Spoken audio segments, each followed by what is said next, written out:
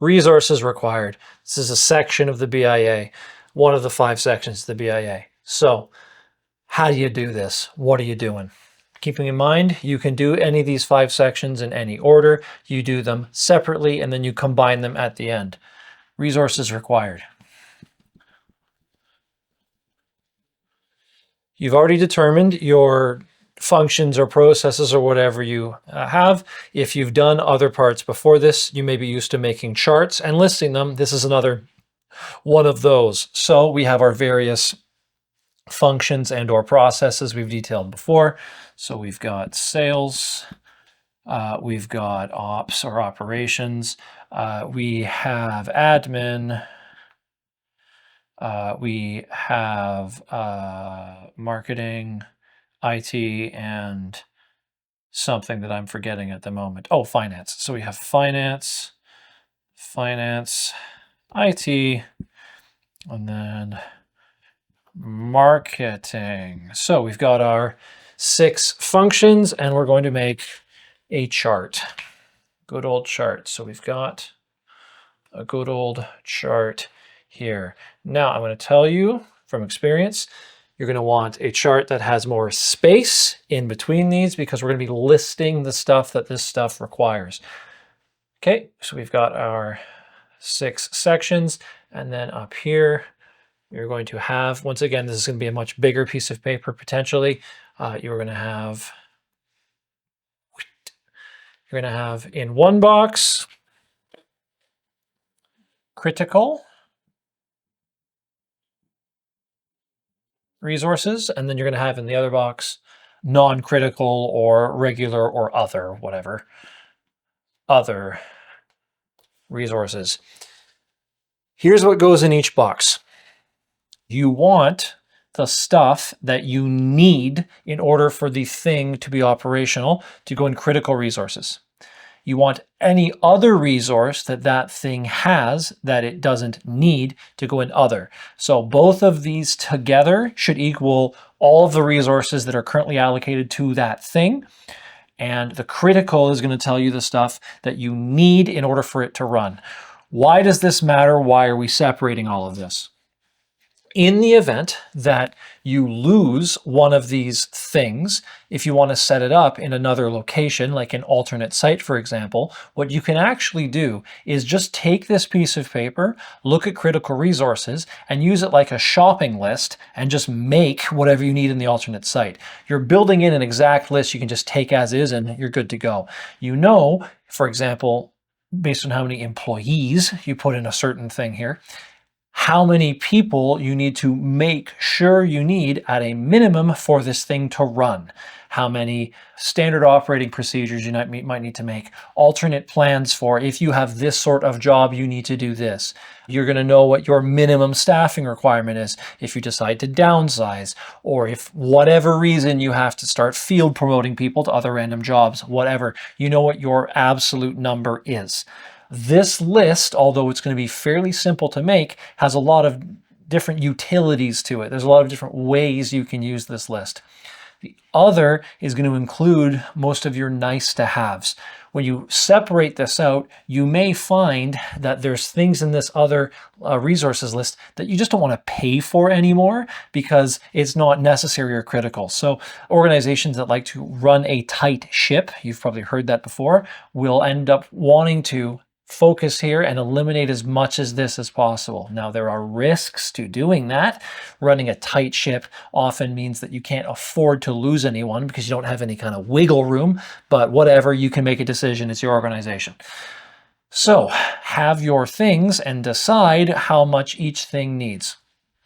We had the example here of some relatively large organization that was doing tens, hundreds of millions, whatever, of dollars of revenue potentially, or even higher. Actually, this technically would have been a probably an over 500 million to $1 billion plus organization, because this is an OEM manufacturer within a supply chain making tractors. And I can tell you that anything that's supplying large manufacturing, it's a very big number, even if they're only making one part. Anyways, how many staff are required to run the sales function? where they are getting new clients or doing kind of upkeep, stakeholder relations with existing clients. Critical, you're probably talking under 5, possibly 2, maybe even 1. You might just need your VP or C-suite level executive that manages sales to do client management, maybe them, their assistants, and 1 other. You don't really need that many for this type of business potentially. So critical resources for sales as a function might be 3 staff. So you might have 3 staff. And then you might want to list out who that is. Now, you're going to also need whatever they need in order to do their function. So you're probably talking phones, computer, stationery, whatever they require to do their job. So if you want to do this and you want to come up with critical resources, one way to look at this would be to find out who the necessary people are, or to ask your head of this department, what is the minimum thing you require if you had no other information in order to make this work? So everything explodes and no one is here to help, and you need to hand somebody a list of get me this, and they need to get it for you, and otherwise they don't know what they're doing. So you just have to figure it out ad hoc. What is that list? Another way to think about this, when you ask people for stuff, and if they aren't experts in knowing what your stuff is, there's type and kind. Stuff can be sorted into type of stuff and kind of stuff.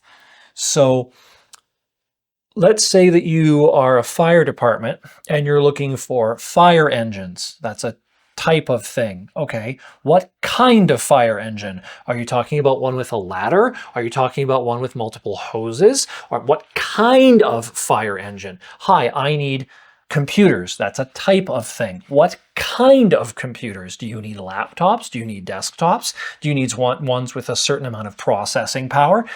Sometimes you say, hey, go get me 5 computers. Great. They go get you 5 computers and they show up with 5 gaming consoles.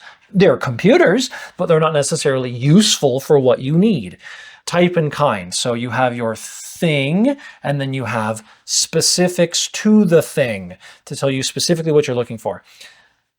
Keep in mind of how specific this is getting. This list could get pretty detailed. If you need it to be detailed, great, make it detailed. You could have these like sections here on the left, and then maybe you could put like indents out for, hey, I need it to be this, this, this, this. You know, I need this thing here to have this, this, this, this. You can make it specific and make this as wide as you need.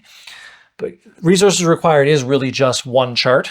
It doesn't need to be any more, but you can make this chart pretty big and detailed as needed, okay? Operations, same type of idea. You have the number of staff that you would need. So in operations, this I'm assuming is a fairly large operation, so you might be looking at 100 staff being critical. It's very possible. In terms of equipment, you would have to probably list specific machines for entire assembly line. So this could become incredibly detailed. You may end up creating a second document saying critical resources for ops, and then C document title whatever, because it might be so large, it might take up this whole chart. Fair enough. If you need to create an annex or some attachment, then do that if this gets too huge. So keep that in mind. You can do that too. Admin, same thing. Staff, what do they need? Staff, what do they need for finance, etc. IT, keep in mind, IT is going to have certain things that they need to run their operation. All of these different functions are probably going to require some level of IT. IT is going to need to know what stuff it needs to do its operations. So you're not going to write all the IT needed for the organization in IT. You're going to write the IT that they need to do their stuff here. So while altogether you might need 50 computers or something, IT doesn't need 50 computers. IT needs 2 computers and then 3 servers or something. It just depends on what they need. But the point is, this is the specific resources to the specific function, etc. Marketing, same thing, same thing. You know that. Other resources, what's the nice to haves? Okay, maybe sales has a total of 10 staff, so they have 7 staff that are in the others because 3 plus 7 is 10. They have the 3 criticals and the 7 rest of what they need. What other stuff do they have? So we've written down the phones and the computers. Maybe they just wrote down phones. Maybe sales only really needs phones to do its job. And here we write down 10 computers because maybe everyone has a computer at the place, and that's nice for the salespeople to have because they like their computer. But really, you only need 3 people with a phone in an emergency to make this thing work. And there you go. That's what you have. So this together should be the total resources of all sales. And critical is just what's critical. Same thing, fill in, fill in, fill in, fill in, fill in. Do all that. What if you have a shared resource that everybody uses? Because this is everything possible. Like, for example, a building. They might need a building to work in. They might need a bathroom. They might have a shared lunchroom. Well, we can actually extend this. So, for example, we're going to extend this. And critical, other resources. Okay, we have critical, we have other. This could be all. So what does everybody need? Everybody probably needs building. Keep in mind, what type of, this is a type of thing, what kind of building? Do we need a certain number of square footage? Do we need office space? Do we need warehouse space? Be specific. Other, maybe they don't need a lunchroom to function. You could order food. They probably need washroom facilities, so lavatory or bathroom, because your employees are probably not going to be very happy if they don't have anywhere to go take a leak. You may also be running into labor issues if you don't have that. Fair enough. But for food, you might not need to have a kitchen where they can heat up food in, a crisis situation. You could probably just order food and then have an area where they could eat. You may have it work such that they could just eat at their desk and you don't care. Whatever, labor laws permitting, right? So we could have lunchroom as an optional, etc. Now this could apply to everyone. Something that would apply to all of your staff probably would be power. The building probably needs power.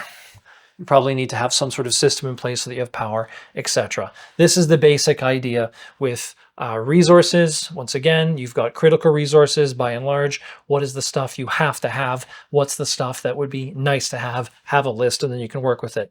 When it comes to combining all this stuff together, the really cool thing you can do is you can take the resources required list, you can look at any given function, and you could, for example, knock out all of the phones for sales. For whatever reason, you lose all phones in the building. This can happen, for example, if all of the phones in the building are VoIP, they're voice over IP, and you just lose internet, you lose phones. Doesn't matter if you have power, you just don't have phones, you can't communicate. Fine. So you knock out, you create some scenario, you lose internet, you lose all phones, sales is down. You can look using this at how to knock something out. Then you can watch how this gets knocked out through dependency, cascades based off of the RTOs and the timeline breakpoints. And then you can watch as the whole organization slowly crumbles, and as your impacts in the impact assessment at the beginning of this whole thing in the first section of this video series, how they start stacking up, and you can see how many minutes, how many days until the loss of phones for sales knocks out your operations because of how all these things interconnect. In a later video where I show you that, especially with dependencies, you'll see what I mean. But the point being, this list gives you great food for thought for when it comes time to make an emergency exercise on something or go, how can I destroy this business? Well, if I just take that one thing out, what happens? How does it happen? How quick does it happen? This is your starting point for when everything tends to go out the window. You don't really lose a function unless a resource that function needs is lost. The way a function gets shut down is through a resource being taken away from it in some form. If you have all the resources for your function is operational. Otherwise, why isn't it on the list? Keep in mind, operations might require a resource of certain things coming in from your supply chain. If you have certain things that your assembly lines need to work, those would be a critical resource for the operations. So everything that you need to function or for whatever thing to work should be here. Absolutely need, put it down. That's the point. That's pretty much resources required and critical resources. That would be it. And wait until you see how we combine all this stuff.